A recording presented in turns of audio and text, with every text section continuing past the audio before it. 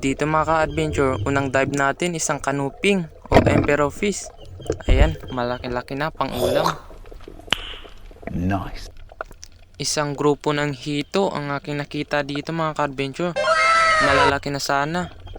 Akala ko makakadouble kill ako dito, ngunit isa lang nakuha ko. Ayan, nagtakubuhan na kasi yung iba.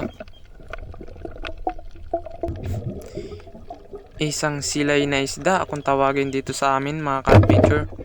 Sa inyo, anong tawag nyo sa isdang ito? Masarap to sa tinola at paksiw.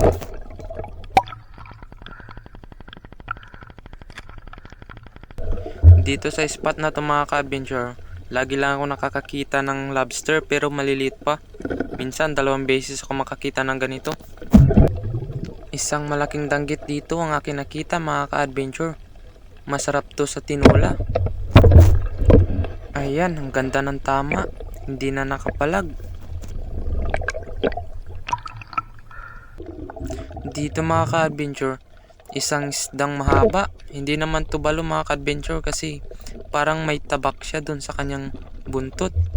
Sa inyo mga ka-adventure, anong tawag nyo sa isdang ito?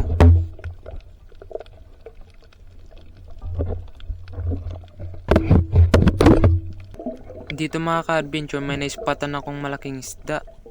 Isang mamahaling grouper pala. So ayan, pagkapana ko, iniwan ko lang muna.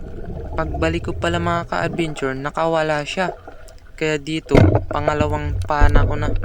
Hirap kasi nang walang sima yung pana mo. Lalo na pag ganito mga malalaking isda. Kulang-kulang 1 kilohin na rin to mga ka-adventure. Hanggang dito na lang ang ating video mga ka-adventure. Kung nagustuhan nyo po ang aking video, pwede nyo pong i-subscribe para sa ating mga susunod na mga video. Maraming salamat sa panonood.